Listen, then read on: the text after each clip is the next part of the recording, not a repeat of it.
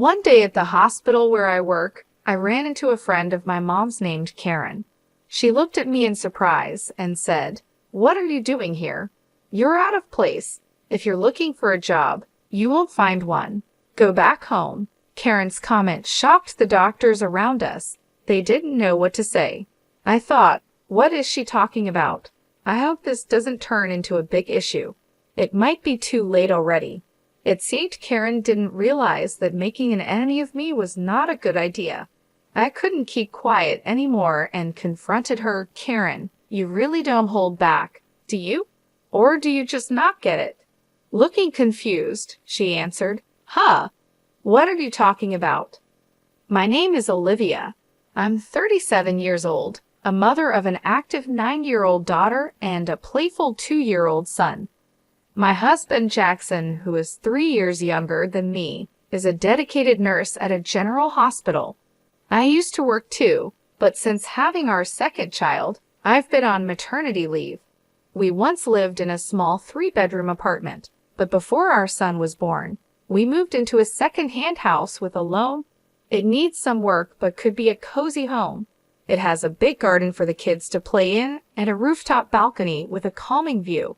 The house is old, which adds to its charm, and my husband and I really like it. Near our house is a beautiful park where the kids can play all they want, and it's our little paradise on weekends. Late in my second pregnancy, I met a mom in that park who introduced herself as Karen. Since her daughter and mine are the same age and often play together, Karen and I became friends and had many conversations. Karen always wears bright designer clothes, and her daughter is dressed in well-known brands. When I found out Karen worked as a surgeon at a well-known hospital, I guessed it might be the same one where my husband Jackson works. Out of curiosity, I asked her about it, and to my surprise, she did work there. Excited by this coincidence, she said with sparkling eyes, "This is such a coincidence. I'd love to meet your husband." So we decided to invite her over for tea the next weekend. On the promised Sunday, Karen and her daughter came to our house. But as soon as she walked in, she started looking around suspiciously, as if she was searching for something. "This house feels old. Did you inherit it from your family?" she asked. "No," I replied. "We bought it secondhand and moved in just last year. It is indeed old." As my husband spoke, Karen examined each piece of furniture as if she was evaluating its worth. We were taken aback by her rudeness. Meanwhile, the children played happily in the playroom, and only the adults were quietly enjoying tea in the living room. "Jackson, which department do you work in at the hospital?" Karen asked. "I work in the emergency department," Jackson said, a bit embarrassed. "But actually, I'm not a doctor, I'm a nurse. I support the doctors." "Really? You're a nurse?" she asked. "Yes, I graduated from medical school, but haven't passed the licensing exam yet. I plan to retake it next year." Karen's eyes widened, and she seemed to choose her words carefully. It's quite unusual to hear of someone graduating from medical school and not passing the licensing exam. Her next words made us uncomfortable. "Can a nurse's salary really support a family with children? Are you managing the mortgage payments and living expenses okay? Or is that why you chose an old second-hand house?" Her questions hurt us, and all we could do was give an erased smile. Karen made several more rude remarks, and we were speechless. After she left, I apologized to Jackson for the uncomfortable situation. "Jackson, I'm really sorry if I made you feel uncomfortable because of what Karen did. Maybe I should keep some distance from her from now on." "Don't worry about it," Jackson reassured me with a warm smile. "It was unexpected, but her personality certainly stands out. It's good to connect with other moms in the neighborhood, but I decided it would be best to not get too involved with Karen in the future." As time passed, new changes came to our family. I reached full term and safely gave birth to our second son. After celebrating his first birthday, I started to think about returning to work. Luckily, Jack's parents live nearby and have been a great help with the kids. Then, one day, I had some business at the hospital where my husband works. With some time before my meeting, I grabbed a hot coffee at the hospital cafe, and was taking a moment to relax when I heard a familiar voice behind me. It was Karen. Oh my, isn't that Olivia? It's been such a long time. Hello, Karen. How have you been? Good. What brings you here today? Are you here to see Jackson? Maybe for a job interview or something? It must be tough on just Jack's income, right? Her tone was sarcastic, and she had a smug look as she spoke. Wanting to avoid a troublesome conversation, I responded lightly, well, something like that. However, Karen continued to pry, looking me over. This hospital has various stores, right? So where are you working part-time? At the convenience store or maybe the restaurant? After a brief silence, I curtly replied, sorry, it's about time for my appointment. I quickly left the cafe and moved swiftly through the hospital. I took the elevator to the top floor. My destination was the director's office, where I had an important job consultation. After about an hour of discussion, I headed to the large auditorium of the university for my next appointment. There was an important announcement scheduled that afternoon with all the hospital staff gathered. On the way to the auditorium by chance, I ran into Jackson. Jackson, that's great. After the director's talk, let's go for lunch together, I suggested. Sounds good. It's a bit of a walk, but how about pasta? He offered with a smile. The pasta place behind the hospital sounds good. I haven't been there in a long time. I'm actually looking forward to it. I agreed happily. It had been a while since I had been to the hospital, so lunch with my husband was a rare treat. In the hallway to the auditorium, I ran into several doctors and engaged in brief conversations while exchanging greetings. Jackson moved ahead quickly, and I followed at a leisurely pace towards the passageway leading to the auditorium. I met some colleague doctors. Olivia, it's really been a while, and I heard you had a child. Congratulations, they said warmly. Another doctor joined in. Olivia, you were such a big help here. We've been in quite a stir since you left, he said with a laugh, hinting at their struggles. Then another asked with interest, is your turn imminent? The reunion was comforting, filled with nostalgia and relief to see my colleagues well. But the atmosphere quickly changed when Karen appeared. Olivia, why are you here? Karen asked curiously. Are you heading to the auditorium by any chance? Yes, that's right. I have some business. I responded modestly yet clearly with several colleagues around. But Karen's questions grew more pressing. But the gathering is only for doctors and nurses, right? Why would a part-timer be here? She asked, not hiding her skepticism. Her remark brought silence to the corridor, a silence that felt heavy. A part-time lady like her, a doctor muttered. Is she okay? Another murmured worriedly. I tried to ignore Karen's words, not wanting to stir up unnecessary trouble. However, Karen seemed only more provoked. Why are you ignoring me? It's like you don't think at all. You, Karen exclaimed with a sneer. Lost your way? The auditorium isn't this way. If you're looking for part-time work, go the other direction. Now, please leave, she commanded, looking down on me.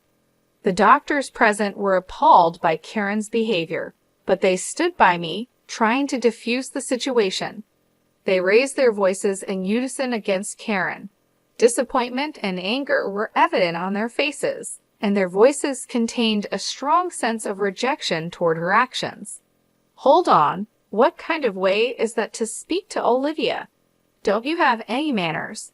Apologize to her right now. They demanded, not just disapproving but reproaching Karen's conduct. The doctors gathered, looking tense, and confronted Karen. The atmosphere was charged with tension. Faced with a united front against her, Karen appeared confused and at a loss for words. What's going on? I just pointed out that she doesn't belong here. The meeting is only for relevant personnel, and she doesn't fit the bill, right? She tried to justify her stance. But my patience had reached its limit. With a composed tone, but with content sharp as a blade, I addressed Karen. Karen, you really are brave, aren't you? Or is it that you simply can't read the room? I critiqued calmly. Unable to find a rebuttal, she stared back at me perplexed. "How? What did you just say?" I calmly made my point clear. "You'll understand soon enough the consequences your actions and careless remarks could bring." The doctors around us showed no sympathy for Karen. "Look, your future here is now utterly uncertain," they told her sharply. "You might want to start looking for another job while you still can." They nodded to each other, clearly having cornered Karen, who was still unable to hide her panic and anger. "So why on earth are all of you defending this non-regular employee so much? I don't understand why you rate her so highly." She raised her voice. The conversation among the doctors echoed in the hallway. "Are you the new surgical specialist who joined last year?" one doctor asked her. "So that's why you don't know Olivia. That's quite pitiful," another added. Karen, with anger on her face and indignation in her tone, retorted, "What can you explain what you mean by that?" Her anger stemmed from the belief that judging people by their professional standing, regardless of their duties as a doctor, was against human dignity. The fact that someone with such values was in our workplace was deeply shocking to me, and I couldn't help but feel distrustful. Karen seemed unaware, but in fact, I was the very person she should respect the most. The other doctors completely ignored Karen's questions and left her with cold stares, quietly leaving the scene. "Well, Karen, we can talk more about this later. You may find my husband's position as a nurse pitiable, but no matter how hard you try, you can never be like Jackson. Besides, the fact that you find meaning in competing shows a great misunderstanding on your part," I said. Karen became flustered. "Wait a minute, who on earth are you? You're not just a part-timer, are you?" She raised her voice. I smiled secretly and replied, "As I've already said, you'll come to understand shortly." With that, I hurried off toward the auditorium. As I entered, a large number of doctors had already gathered, and the director stood in front of the screen as most of the attendees had arrived. "Everyone, thank you for gathering here during your busy schedules. Today, I would like to discuss the future direction of our hospital," he began and then proceeded to make an important announcement. Seeing Jackson in the crowd, he approached me and whispered, "Olivia, good timing. I happened to overhear a bit earlier. Was there some trouble with Karen?" "Yes, she did point out something minor, but it's not a big deal. Interestingly, it seems she has misunderstood me for a part-time worker at this hospital," I replied, and Jack looked shocked. He responded, "No way, Olivia as a part-timer." We couldn't help but laugh at how ridiculous the situation was. During this, the director finished explaining the annual business plan and moved on to an important personnel announcement. As you all know, our hospital has enough doctors and nurses. To further improve our medical services, we plan to start overseas training programs. The first training is scheduled in 3 months, and we will select 6 doctors and 6 nurses for it, he announced. This news was met with cheers from the doctors, and everyone was excited about the opportunity. Overseas training was a great chance to learn about the latest medical practices worldwide, and since it was the hospital's first initiative of its kind, everyone was thrilled. The director then said, "Now, let's move on to announcing the selected 11. I remarked with a slight surprise, "Look, the medical students have already been chosen." Jack listened silently next to me, waiting for the announcement to continue. "First, I would like to introduce Dr. Karen, with her excellent clinical skills and remarkable treatment results," the director announced. There was no dispute in her selection. Surprisingly, Karen, who had just been in a conflict, was the first chosen as a trainee. The applause and cheers in the hall seemed to celebrate each accomplishment and effort. As Karen stepped forward, whispers of her notable achievements in medicine spread, highlighting her recognition among peers. The director continued with expectation, "Now let's proceed with announcing the names of the rest who have been selected." A silence of mixed tension and anticipation fell as the names of the chosen 11 were called out one by one. Although Jack's name was not called this time, his expression showed no disappointment. He quietly watched with a sense of celebration as each selected individual stepped forward. Addressing the 11 lined up on stage, the director asked, "Are all of you ready in spirit for the training? Please share a word about your enthusiasm and determination." He encouraged them gently. Each gave a brief but resolute speech, reaffirming their strong intentions. After everyone had spoken, it was finally Karen's turn. She spoke with proper decorum yet confidently. "I am truly grateful for this training opportunity.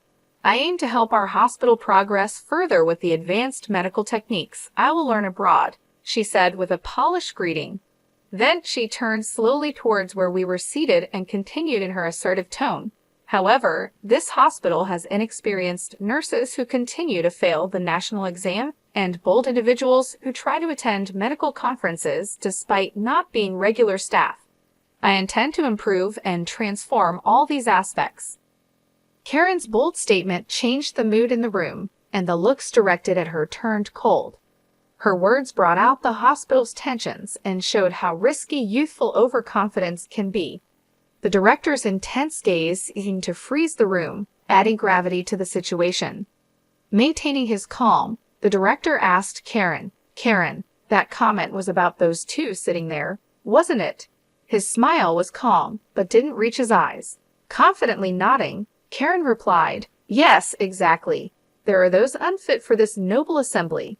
Remaining composed, the director then called out unexpectedly, "Olivia, could you come forward, please?" With this invitation, I, who had been just an observer, suddenly became the center of attention. Confused and beginning to lose her confidence, Karen asked, "Why her? Why are you calling her name?" The director, showing disappointment towards Karen, said in a quiet voice, "Karen, I am disappointed in you. Olivia, please introduce yourself to everyone." Taking a deep breath, I started, "Hello, everyone. It's been a while. I am Olivia, the chief of the medical department. I apologize for any inconvenience my maternity leave may have caused, but I will be resuming my duties next month. I look forward to working with you all again." Karen's voice couldn't hide her surprise. "Wait, she's the chief of the medical department." Her eyes searched the room for confirmation. Indeed, as the head of the medical team, I was about to return to my role. I had taken a 3-year parental leave to give birth to and raise my first son. The director, confirming the truth, added quietly, "By the way, Olivia is my daughter." His words rang clear in the room, clearly defining the situation. Karen's expression shifted from confusion to shock. Her mouth opens as if she wanted to object, but no words came out. The room, filled with hospital staff, couldn't hold back, and suppressed laughter spilled out at the unexpected turn of events. The director spoke in a relaxed tone, "Karen, for this upcoming overseas training, you have been assigned to be the team leader. Your deployment will be in a conflict zone in the Middle East. There is a shortage of both medication and medical equipment, and it's going to be very challenging. It will be interesting to see how well your skills hold up there. But don't worry, Olivia will be there to support you. Try to learn as much as you can under her guidance." Proud, Karen responded with dignity, "I am a doctor too. Although I have no experience working abroad, my clinical skills and treatment records are first class. I will not allow myself to be underestimated." I replied to Karen with a calm but firm voice, "Let me make one thing clear, Karen.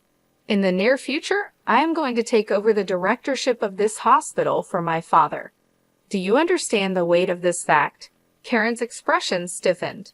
Seeing this, I continued, "Yes, it seems you understand well. Depending on my decision, your future in this hospital may be affected." Karen could no longer hide her agitation. "I haven't heard such a thing," she muttered. Jackson intervened calmly, adding quietly, "Karen, we had not informed you about that matter beforehand. Your disrespectful attitude towards Olivia may well be something you deeply regret in the future." Towards the end of the meeting, the director stated firmly, "Please, everyone, a bit of silence. Karen in the discussions here, in the end, results are everything. No matter how excellent you may be, that is just one aspect. What's important is the results you can achieve in this hospital, and on that front, I have great expectations of you." Karen fell silent at the director's words, bowed her head, and nodded without saying anything. The director concluded, "Today's meeting is adjourned." As his words ended, everyone in the auditorium stood up and returned to their respective places. Stepping out of the director's office leisurely, I casually said, "Shall we go for lunch? I've got a craving for pasta today." Side by side with Jackson, we left the meeting behind us. I started walking towards our favorite pasta place behind the hospital, leaving the building behind. As we were about to pass the small smoking area set up behind the hospital, I spotted Karen. She was deep in thought, taking a drag of her cigarette. When our eyes met, Karen awkwardly looked away.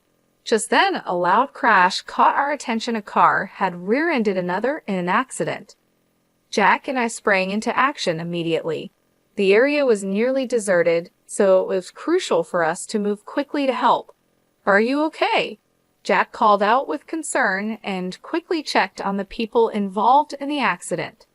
One was the driver in the car that was hit, and another was a pedestrian who happened to be walking by. Karen also rushed to the accident scene, but seemed overwhelmed by the chaos. Acting on my medical instincts, I began to give directions. "Jackson, quickly get that man into a safe position and check his pulse," I instructed. Jack moved without wasting any time, following my instructions promptly.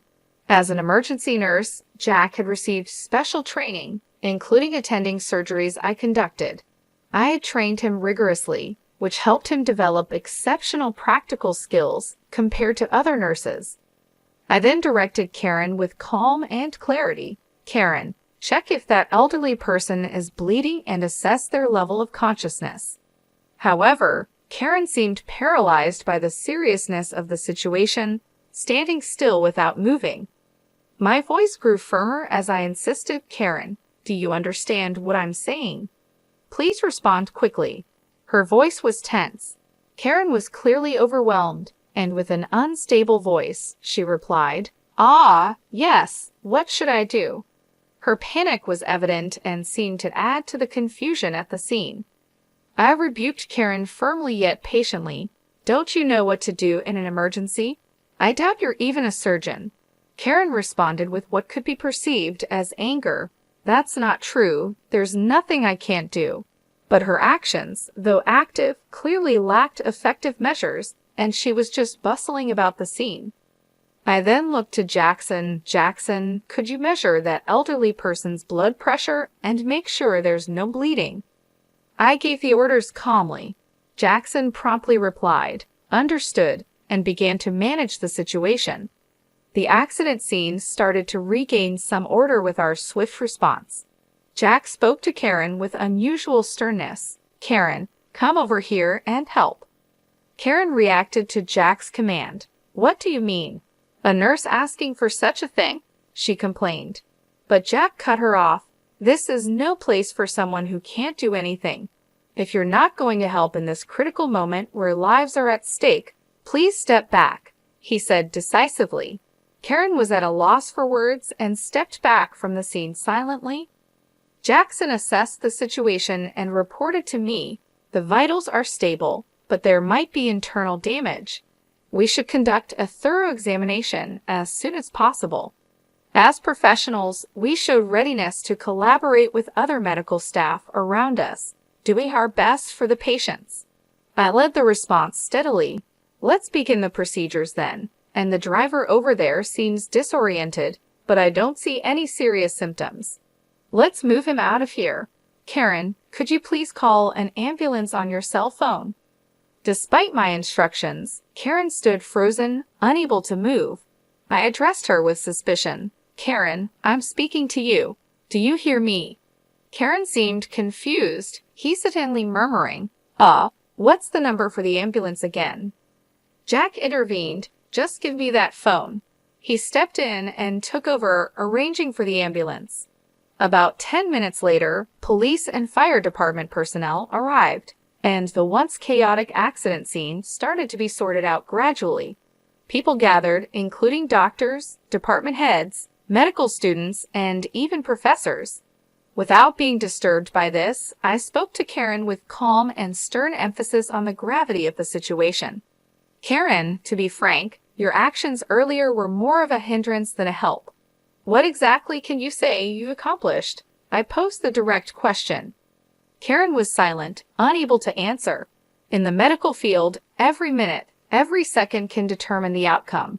This is not a place to protect your ego, I continued. Karen's voice was barely audible as she apologized. I'm sorry. The crowd at the accident scene quietly observed their exchange, and the director himself was also present. Karen just seemed out of place and embarrassed. I continued, Karen, you've looked down on Jack as just a nurse, but the fact is, your positions are different. There's no meaning in comparing you and Jackson. He is one of the most competent nurses in this hospital. Can't you see now how powerless and insufficient your actions were in this situation? Karen stubbornly retorted, if I had more experience in emergency situations, I could handle it perfectly well. But Jack sensed the uncertainty behind her words and calmly pointed out her flaw. You're always driven by a desire to have your accomplishments recognized, but your actual skills in the field are still immature. You've just demonstrated that yourself, he asserted. He continued, you say you'll gain experience in emergency treatment in the future, but this moment is also a practical situation. Given your current state, it's unlikely you'll have further opportunities to experience the field in the future. Karen's confidence began to show cracks, and she seemed on the verge of tears, aware of the eyes around her.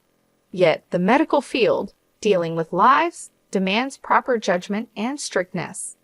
Therefore, I had to make a tough decision that would impact Karen's future.